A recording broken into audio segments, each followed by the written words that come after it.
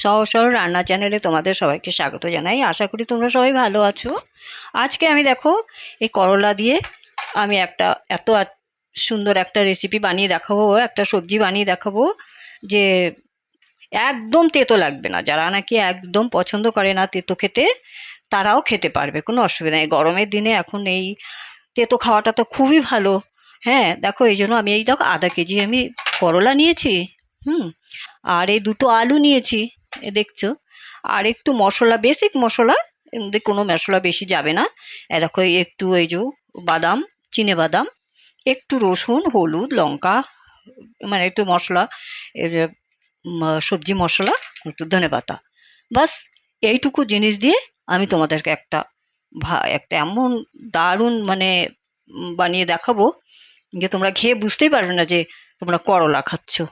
হ্যাঁ দেখো, আমি এইটাকে ভালো করে এই এই যে কালো উপর যে মানে ছিলকাটা, এইটা ছাড়িয়ে তারপরে ভেতরের যে ইয়ে বীজগুলো আছে, সেই বীজগুলো আমি বার করে পরিষ্কার করে এনে তারপর তোমাদেরকে আমি দেখাবো।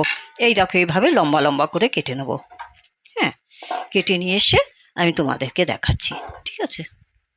করলটা আমি এরকমভাবে পরিষ্কার করে সব লম্বা লম্বা করে কেটে নিয়েছি। সেরকমভাবেই এই আলুগুলোও আমি এরকম লম্বা লম্বা করে কেটে নিয়েছি। তোমরা হয়তো ভাববে, ভাই তুমি তো সব ফেলেই দিলে, উপরেরগুলোও ফেলে দিলে, ভিতরটাও ফেলে দিলে, তাহলে এর মধ্যে ভিটামিনটা কী থাকলো? আমি এই যে এটা ফেলেছি কি, এই যে খাঁচা থাকে না, এর ভিতরে কিন্তু যতই ধোও না কেন, এর ভিতরে কিন্তু মাটি থেকেই যায়। সেই জন্য উপর থেকে একটু স্লাইড চেঁচে নিয়ে তারপরে ধুয়ে নিলে কিন্তু মাটিটা সব সরে যাবে। আর যে নরম যে বীজ ভিতরে যদি থেকে থাকে, তাহলে সেগুলো ফেলার কোনো দরকার নেই। আমি দেখো এইগুলো ফেলেছি, এই একটু লাল লাল হয়ে গেছে আর একটু টাইট বীজগুলো হয়ে গেছিলো, সেই জন্য আমি একটু ভেতরেরটা ফেলে দিলাম। দিয়ে আমি এখানে না এবারে লবণ দিয়ে দেখো ভালো করে এগুলো আধা ঘন্টা মতন লবণটা দিয়ে ভালো করে মিক্স করে রেখে দেবো। হ্যাঁ, এইভাবে লবণ দিয়ে আমি রেখে দিচ্ছি। হ্যাঁ, এইভাবে আমি রেখে দিলাম। দেখো যতক্ষণ এটা আমি লবণ দিয়ে ভিজিয়ে রাখলাম, ততক্ষণ আমি একটা মশলা করে নেব। এই দেখো, এই চিনে বাদাম, লঙ্কা, রসুন, লঙ্কাটা বুঝিয়ে দেবে, আমি 4টে কাঁচা লঙ্কা দিচ্ছি। লঙ্কা, রসুন, এগুলো আমি একটু মিক্সিতে পেস্ট করে নেব।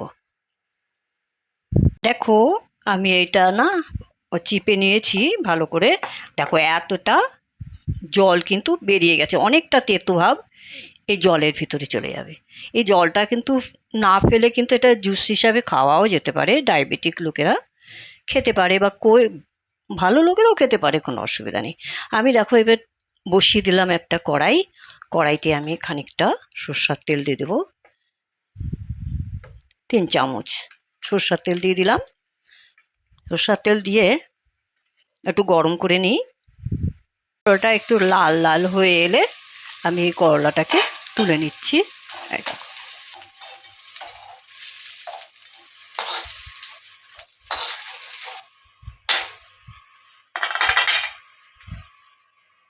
এবার আর একটু তেল দিয়ে না, এবার আলুগুলো একটু ভেজে নেবো।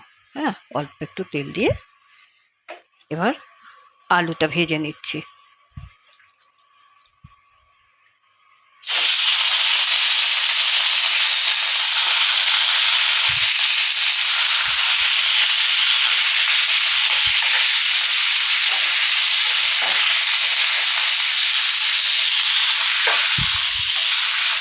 আলুতে একটু হলুদ দিয়ে আর একটু লবণ দিয়ে ভাজা করে নেব।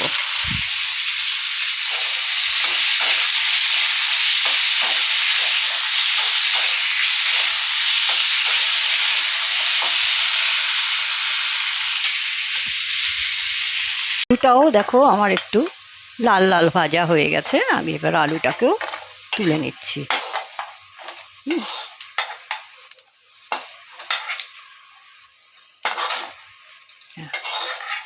এই আলুটাকেও আমি হালকা ভাজা করে তুলে নিলাম। দেখো আমি একটু কালো জিরে ফোড়ন দিচ্ছি। কালো জিরে ফোড়ন দিলাম, দিয়ে একটু পেঁয়াজ কুচি এর মধ্যে দিয়ে দিচ্ছি।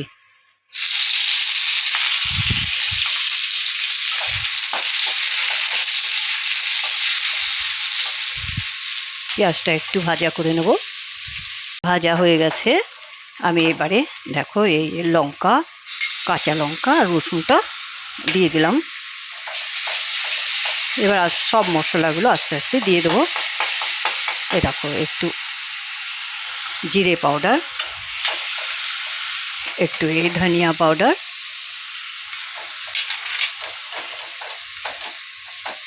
এরপর একটু লঙ্কা পাউডার, লঙ্কা পাউডারটা বুঝিয়ে দেবে। হ্যাঁ, দিয়ে এই দেখো এই যে আমি টমেটো একটু পেস্ট বানিয়ে একটু দিয়ে দিলাম।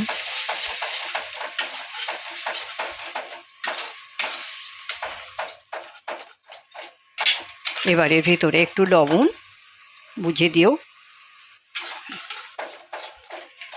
লবণ দিয়ে দিলাম। একটু হলদি পাউডার,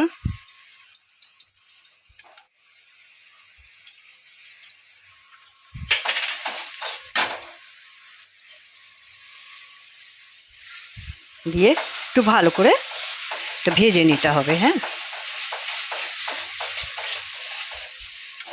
ভাজাটা যাতে অনেক তেল গেছে তো, আর এখন বেশি তেল দেবো না। এবার না একটু জল দিয়েই ভালো করে মশলাটাকে কষাতে হবে। একটু জল দিয়ে কষিয়ে নেব।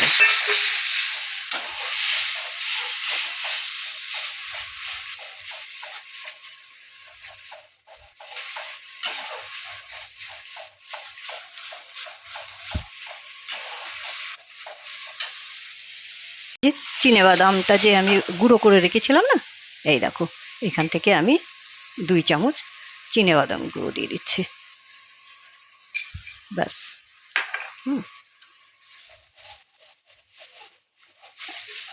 আর একটু জল দিয়ে আমি একটা কষিয়ে নেবো। আর একটু জল দিচ্ছি, এবার কষিয়ে নেবো আবার। আর এর ভিতরে না এই দেখো এইটুকুনো আধা চামচ আমচুর পাউডার দিয়ে একটু ভালো করে এবার কষিয়ে নেব। এবারে আমার মশলাটা কষানো হয়ে গেছে। আমি এখন এই আলু আর করলাটা সব দিয়ে দিচ্ছি।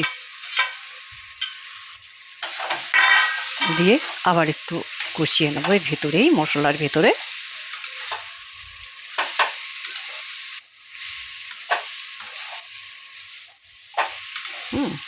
কষিয়ে নিয়ে এবার একটু জল দিয়ে নেবো। জল দিয়ে দেবো তো সেদ্ধটা হয়ে যাবে ভালো করে। আলুটা করলাটা যে সেদ্ধ বাকি আছে, ওই বাকি সেদ্ধটুকু, সেদ্ধটা একদম স্লো আছে, স্লো আছে আমি এটা রেখে দিচ্ছি। ঢেকে রেখে দিলাম।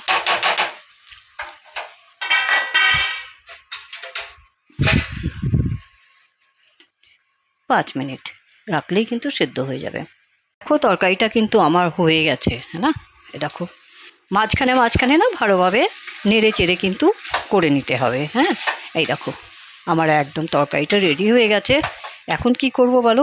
এবারে না একটু ধনিয়া পাতা ছিটিয়ে দাও, হ্যাঁ, উপর থেকে। আর একটু চিনি দিয়ে দাও।